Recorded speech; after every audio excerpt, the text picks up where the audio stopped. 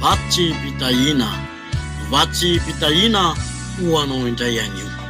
Bokiny Jeremia toko 2:30 andininy 7:20 ho vakikitsiky zany amin'ny anaran'i Jesosy Kristy tompony teny. Indro izao no Jehovandriamanitra ny nofo rehetra, mo misy zava-magaga sy tsy haiko va? Amen. Zay ndray ny tenin'ny Tompo. Meny anaso ny miny anao raha amakivaky zao tontolo andro zao ianao. Mahay zavatra rehetra ny Andriamanitsika. Andriamanitra mahagaga, tompony Tompo no miteny anao indray androany. Aza matahotra, aza manahy na mierikerika foana fa izy rehefa ty de ty anao hatramin'ny farany. Ivavaka isika.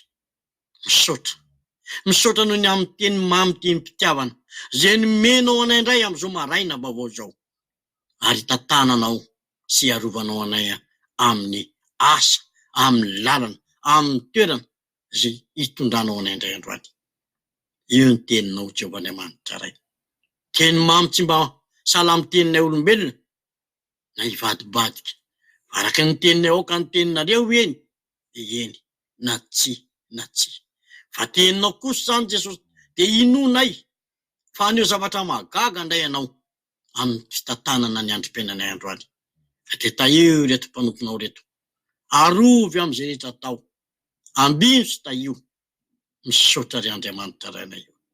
Amen.